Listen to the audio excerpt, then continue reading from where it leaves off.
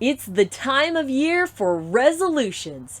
Perhaps for you, it's waking up earlier, or keeping a better diet, or going to the gym. For many of us, it's reading more. And I encourage you, as you are building your reading list, to consider this genre: children's books. I love children's books. And if you've been to any of the Pathwayz Group learning sessions, you know it's a matter of time before I bring out children's books. Children's stories can remind us of the often forgotten life lessons in the most simple, straightforward ways. Here are a few of my particular favorites. The Amelia Bedelia series.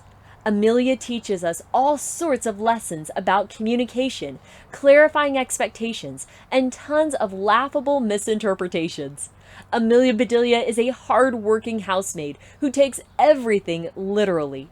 My personal favorite is whenever she is told to dust the furniture, and so she takes dusting powder and puts it all over the furniture. It always reminds me about my communication and miscommunication. Another short story I love is the Give a Mouse a Cookie series, especially when I'm thinking about project leadership.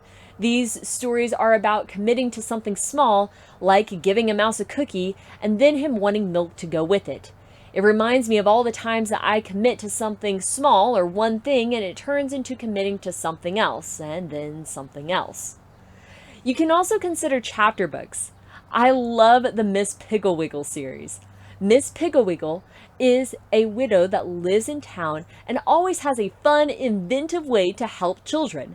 I love the story about the girl who talks back to people, and so she is given a parrot who mimics every annoying thing that she says. In time, the girl learns that she wants kindness and politeness repeated back to her. Oh, and another good one is the radish cure, where a different girl doesn't want to take a bath, and so Miss Pigglewiggle lets her get so filthy and dirty that literal radishes begin to grow all over her. How embarrassing! So the little girl learns the importance of a good bath and taking the time to clean things up. I think of this story sometimes whenever I'm cleaning up a report, task list, or household items. It's not so fun in the moment, but if I let it go for too long, I may as well be growing radishes. Other chapter stories I love include Madeline, Tarzan, Mary Poppins, Chronicles of Narnia, Mysterious Benedict Society, and Winnie the Pooh. My point is this: sometimes, as much as I love reading nonfiction books, it's empowering and humbling to pick up a kid's book and be reminded of the lessons we learned in the classroom.